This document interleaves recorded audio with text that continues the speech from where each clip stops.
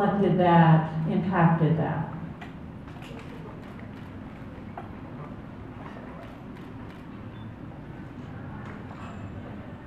We could actually spend several hours talking about that because it was a time in history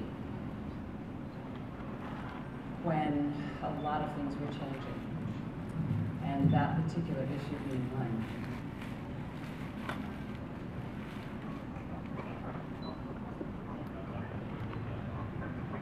People look at the bionic woman as one of the primary cultural influences that was prominent in the women's movement, if you will. And oftentimes, I get a lot of credit, certainly took a great part in that, and influencing the stories and encouraging the writers to step out of the box and not just create, because it was an adventure show and it was espionage and all that kind of action stuff, not just create a standard old boy school version of a man in a skirt, because I was now doing the male role. The feminine was coming up at that time in history. It wasn't just, to me it was not just about women's rights or equality. To me it was about the rising of the feminine and rebalancing of our culture and our mindset. And so the fact that the character was even created at that time, to me, is a sign that humanity in general was making an evolutionary leap. Because I don't believe things can happen if things around it aren't partially contributing. I don't think that show could have happened or would have gone 2 decades, 3 decades, 100 years before. Maybe a certain number of women may have craved it and wanted it, but the culture wouldn't allow it. So the fact that it even was able to happen then was a sign that we were already on the move. And my attitudes, my belief system, the fact that I was somebody who was so passionate about human potential, and having had my own personal journey of evolution, was very impactful to me in learning about mind over matter and being able to heal my body, which many of you heard the stories I'm sharing in the internet interviews that I've done about learning. When I learned when I was very sick and was looking at surgery, I was, in short, without going through the whole story, I was guided through a self-healing process through prayer and meditation and visualization and severe fasting. So it's a very holistic healing thing, and I realized at that point in time how amazing we were. Oh, sorry. Don't you dare tell me I gotta say all that again.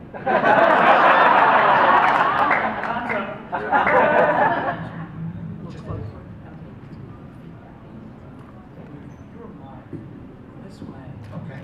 I graduated from MassCom in Alabama. Thank you. Okay.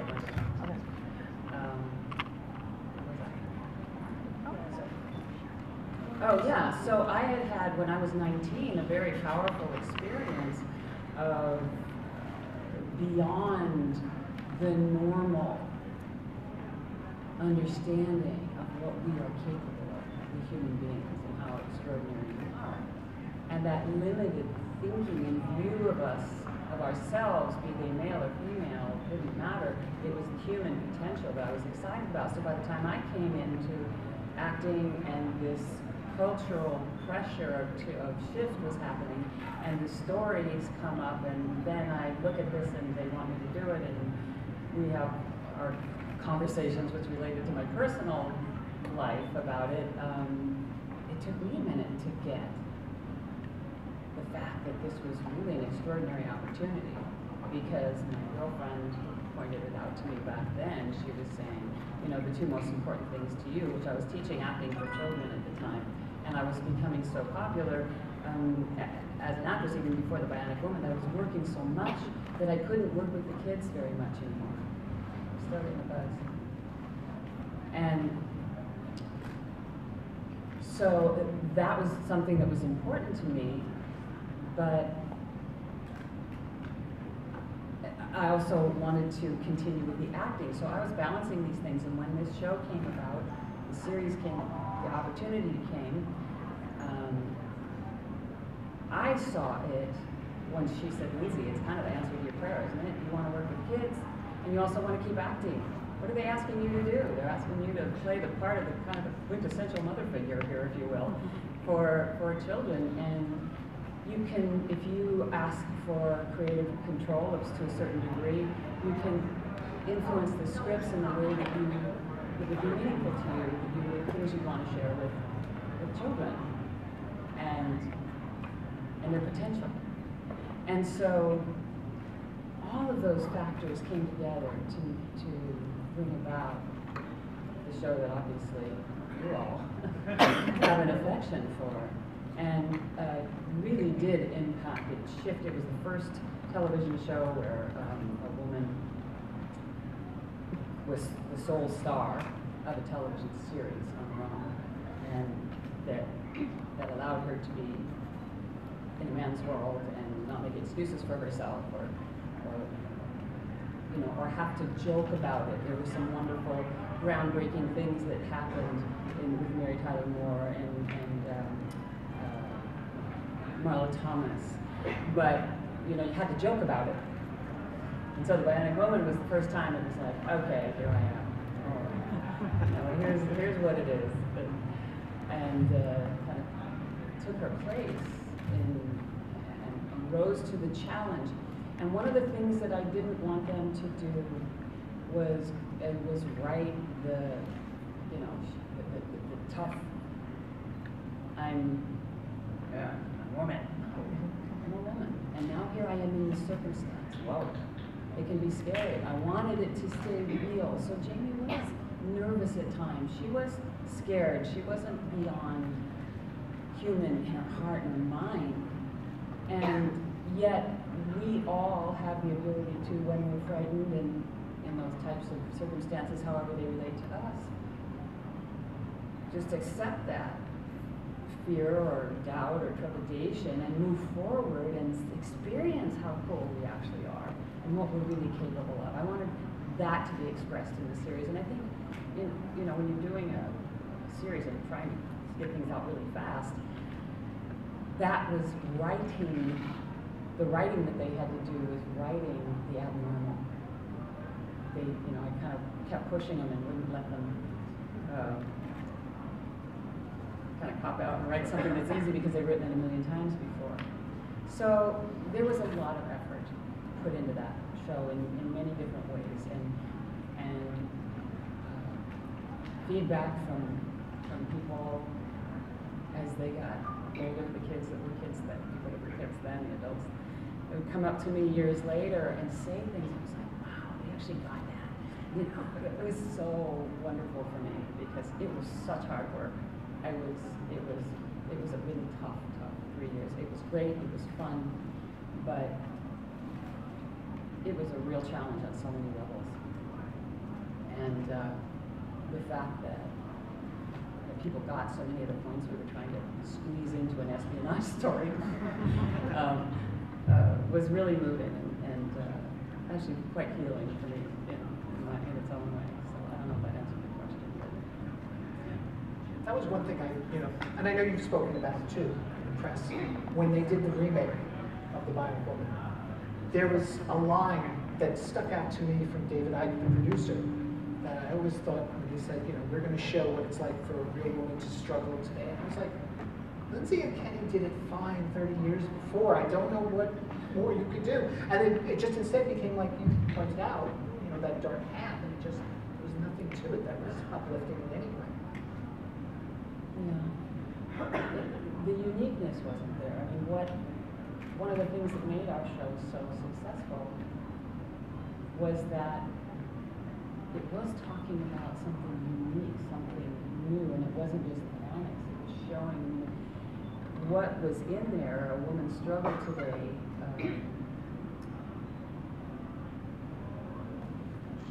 It wasn't a new take on it. Even yes, there was struggle there, but there was nothing new about it, and I think that was missing for the audience. That it was like so many other things, only with the bionic coloring on the outside. Like that kind of just pain and dark and angry and violent, and there's a lot more to our world than that. There's a lot more to it. Although you might not think it when you walk out in that lobby. My dear friend who's visiting today, she said, I've never taken acid, but I think this might be what I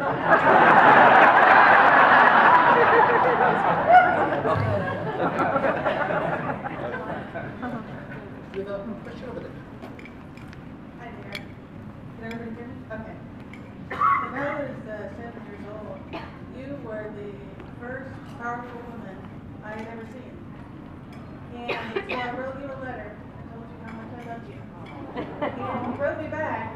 I won't read the whole thing because it's personal. But you said, thank you so much for taking the time to let me know you care. Your friend, Lindsay. Here he is.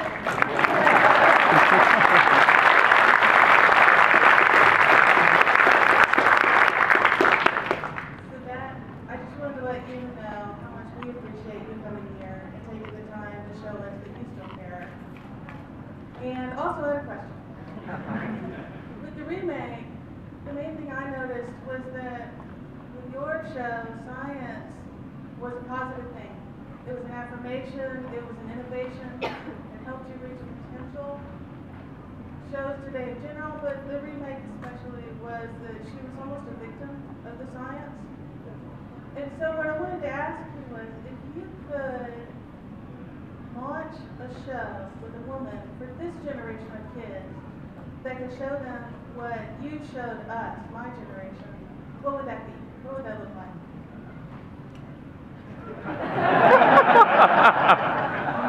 Y'all take this and write it. Pass me in it, okay?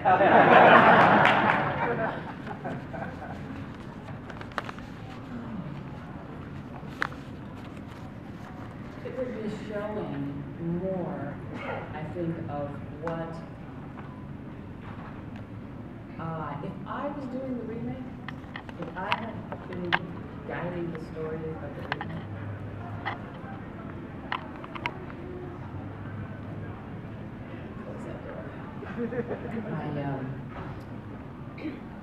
one of the things I would have done was to have had the research. You remember biofeedback episode? I would have shown that the scientific investigation that went on from then to now had continued along the path of Dr. What's his name, who played in that episode. I don't know the character's name. Dagon? Yeah, no, yeah, okay. I went to India and learned how to control his body and learned more about his human potential with or without mechanical parts. I would have grown that story into the present, because honestly, that's being done constantly now. And you read about it in all of the major magazines that write about energy and about our mind and how it's connected, all that stuff. So the story could have continued with Bionics and whatever all the action stuff you wanted, but simultaneously be bringing that in to show that there's nothing mechanical that's ever going to, in my opinion, override or overshine the human spirit.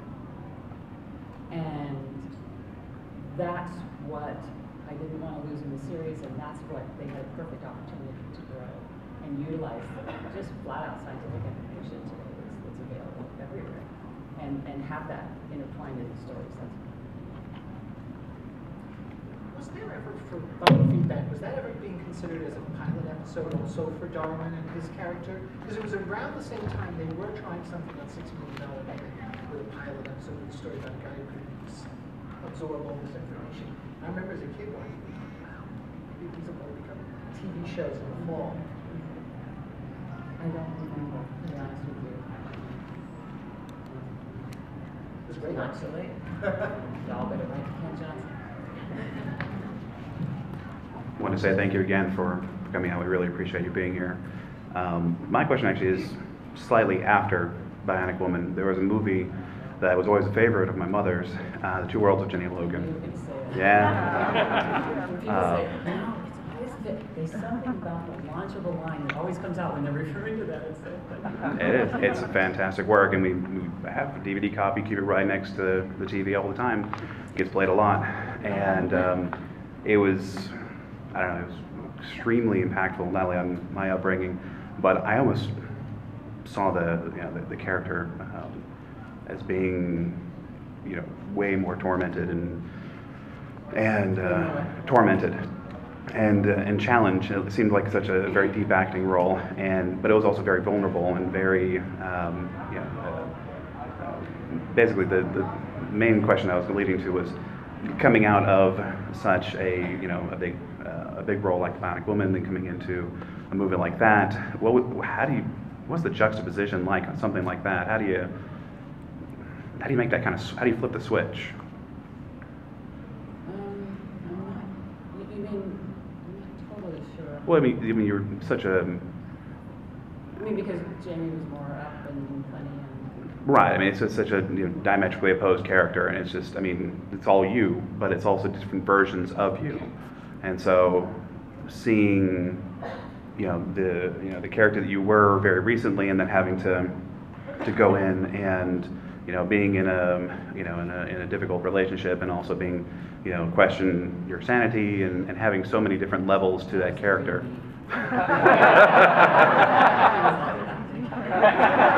It's I didn't know if there were anything you particularly did to kind of prepare for that role, or things that you might have done to kind of separate yourself from recent works to be able to jump into something and do it so effectively. Well, first of all, thank you. As an actor, I think that is a great compliment. But it's what I do. As you saw in subsequent films, if you follow the films that I did, too young, but there's been a lot of serious, heavy films that I've done since then. Yeah. And so all that was in me. It was just not necessary to call upon, if you will, in Bionic Woman. Although in the very beginning, there was the Bionic freakout. Having a hard time and a struggle about what I wanted to do. But the heavier stories is actually, when I say heavy, I don't mean I want heavy stories for heavy's sake. I would phrase that and say that